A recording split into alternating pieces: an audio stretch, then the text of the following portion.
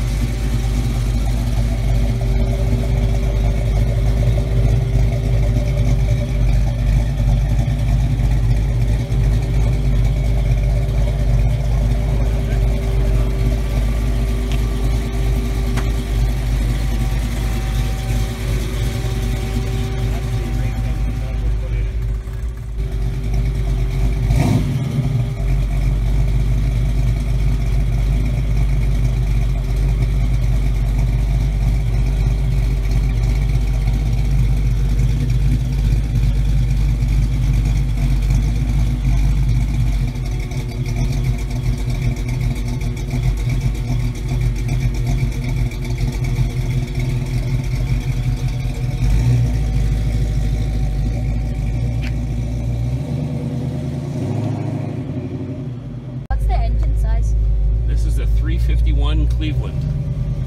This is the engine everybody wants to have. A lot of the Mustangs came with 289s and 302s and 351 Windsors, but all the racers wanted to have the Cleveland. And this has got the 351 Cleveland, but it's also a little souped up as well. So pushing probably close to 450, 475 horsepower, something in that range to the wheels. We'll get it out on the road and I'll show you some of the horses. How long have you had it?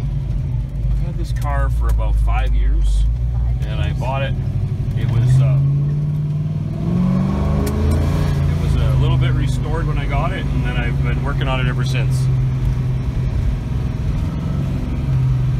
What's the best part of the car? The best part of the car? Boy, I think it's just so cool. I think it's a cool factor. And this sound. That sound is also cool. When you hit it and the front end comes up and it digs in and it wants to go, that's the cool part. What made you decide on this car in particular? This one? Yeah. Well, I'd always wanted a... no. Well, they're not after us yet. Hope not. No, they're not after us. Where's that going here? Okay, we're good. I've always wanted a Mustang. I've had Mustangs in the past, but I always wanted to get a muscle car. So when I had an opportunity to get one, I did.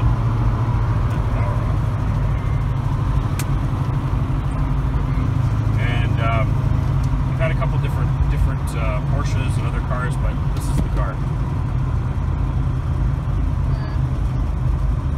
Has it got any cool little gadgets inside? Well, this is not really a James Bond car, that's for sure. Not a lot of gadgets. I have this aftermarket piece I put on here called an iPhone. It's a pretty cool gadget. I think the only thing that's not like original that's in here is the stereo system. And by the sounds of that crackling, it looks like it needs an adjustment. Everything else works fine from 1970, but this brand new stereo system, I think maybe it needs a little tweaking. How old is it? This is from 1970. 1970. So older than you, almost as old as me.